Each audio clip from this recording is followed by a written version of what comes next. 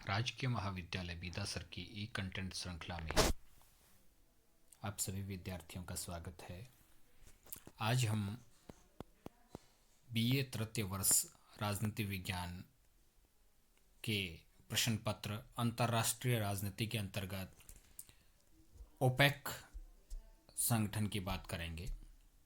OPEC, जिसका full form है organisation of petroleum export countries, इसके बारे में अक्सर हम बात करते हैं, सुनते भी हैं। जब भी पेट्रोलियम पदार्थों की कीमत बढ़ती है तो अखबारों में, न्यूज़ चैनल्स पर हम कई बार इस बारे में चर्चाएं सुनते हैं। ये शब्द कई बार हमारा सुना हुआ है, लेकिन शायद हम अभी तक इसके बारे में पूरी जानकारी नहीं रखते हैं। तो आज हम इसके बारे में पूरी जानकारी करेंगे कि ये क्या है, इसका कैसा संगठन का ढांचा है, कौन कौन देश इसके सदस्य हैं, इसके क्या उद्देश्य हैं। इन सब बातों पे आज हमारी चर्चा होगी।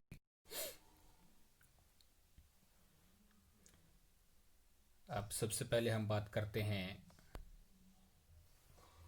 ओपेक संगठन। फुल फॉर्म जैसा कि हम बात कर चुके हैं, organisation of the petroleum export. वस्तुतः ये पेट्रोलियम निर्यातक देशों का संगठन है। इसकी स्थापना 14 सितंबर 1960 को बगदाद सम्मेलन में पेट्रोलियम निर्यात करने वाले देशों के सम्मेलन में हुई। बगदाद, जैसा कि हम जानते हैं, इराक में है। 1960 से 65 तक इसका मुख्यालय जेनेवा में था और उसके बाद 1965 से लेकर वर्तमान तक इसका मुख्यालय वियना, ऑस्ट्रिया में है। इसके 5 संस्थापक सदस्य थे, जैसा कि हम स्लाइड्स में भी देख पा रहे हैं। इराक, ईरान, सऊदी अरब, कुवैत और वेनेजुएला।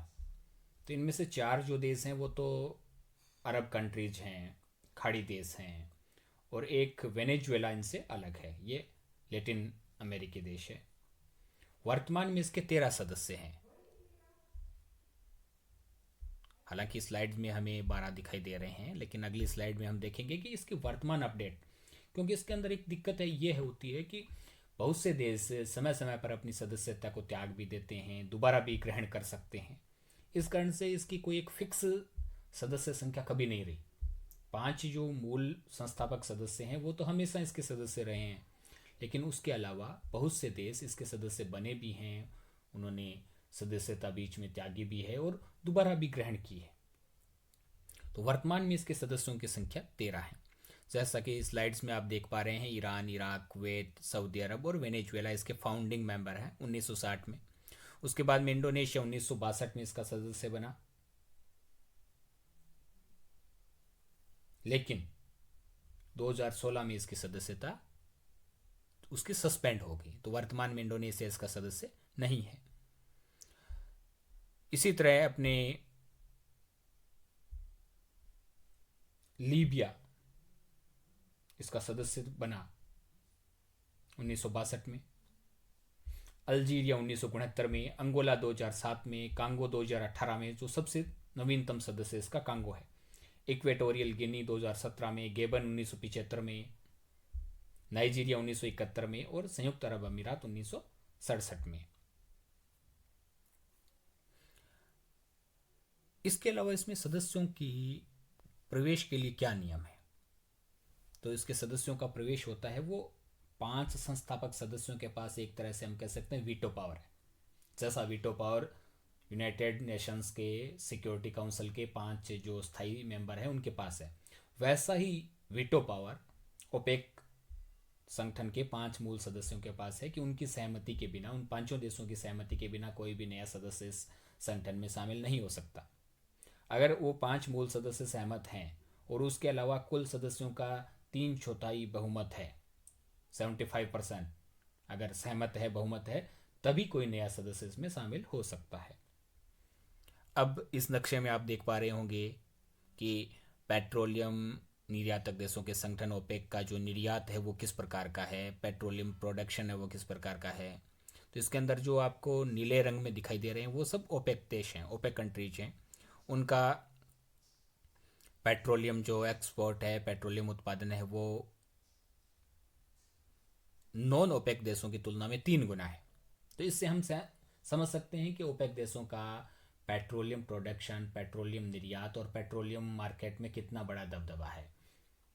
अब इन देशों की अगर हम बात करें कि उद्देश्य क्या है ओपेक संगठन के, तो सदस्य देशों की पेट्रोलियम पॉलिसी में समन्वय करना, ताकि कहीं ऐसा नहीं हो कि पेट्रोलियम के जो दाम हैं वो इतने नीचे चले जाएं कि सदस्य देशों की प्रोडक्शन लागत ही न निकल पाए, और न इतने ऊंचे चले जाएं कि विश्व भर में आर्थिक मंदी की आशंका बढ़ जाए, आर्थिक संकट का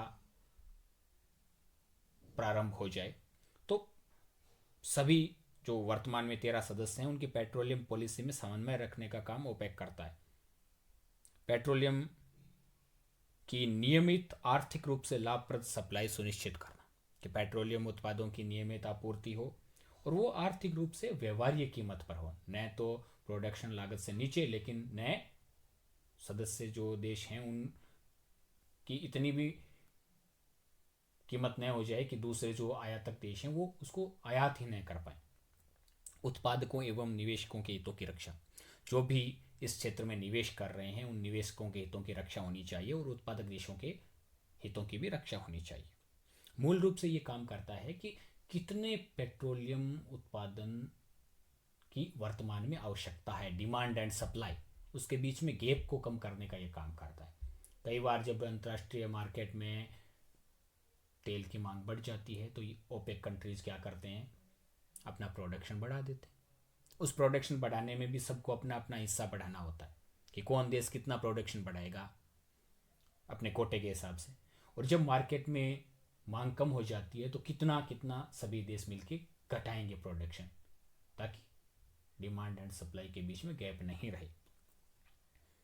7 ओपेक सेमिनार हो चुके हैं। 7वां ओपेक इंटरनेशनल सेमिनार 2018 में हुआ। वर्तमान में ओपेक के महासचिव डॉक्टर मोहम्मद बारकिंडो है।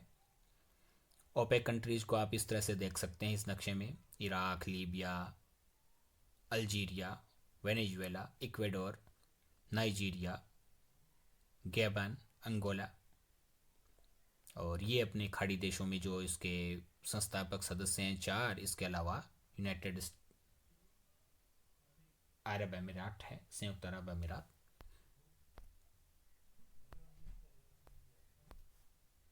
इसके अलावा